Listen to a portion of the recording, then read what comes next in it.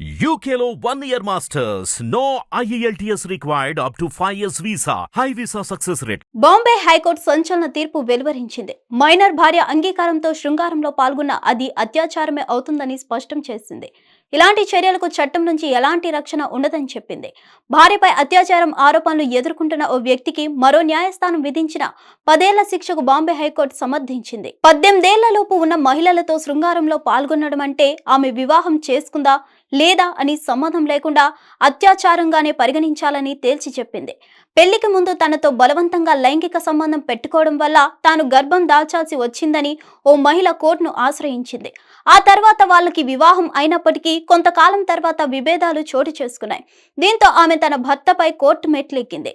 వాళ్ళకి పెళ్లి జరిగినప్పటికీ కూడా ఆమె ఇష్టానికి వ్యతిరేకంగా శృంగారంలో పాల్గొనడాన్ని కోర్టు అత్యాచారంగానే భావించింది. మహారాష్ట్రలోని వార్ధాకు చెందిన ఆ బాధితురాలి తండ్రి, సోదరి, నానమ్మతో కలిసి నివసిస్తుంది.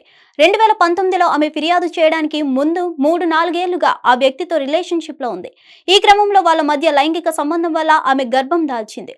ఆ తర్వాత పెళ్లి చేసుకున్నప్పటికీ అబార్షన్ తొలగించుకోవాలని అతడు భార్యపై ఒత్తిడి చేశాడు. ఆమెపై భౌతిక దాడికి పాల్పడడమే కాక ఆ బిడ్డ వేరే వ్యక్తి వల్ల వచ్చిందనే ఆరోపణలు చేశాడు. దీంతో బాధిత మహిళ 2019లో పోలీసులను ఆశ్రయించింది.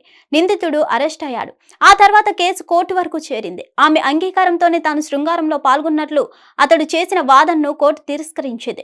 పుట్టిన బిడ్డకు DNA పరీక్ష చేయించగా వీళ్ళిద్దరే తల్లిదండ్రులని నిర్ధారణ అయింది.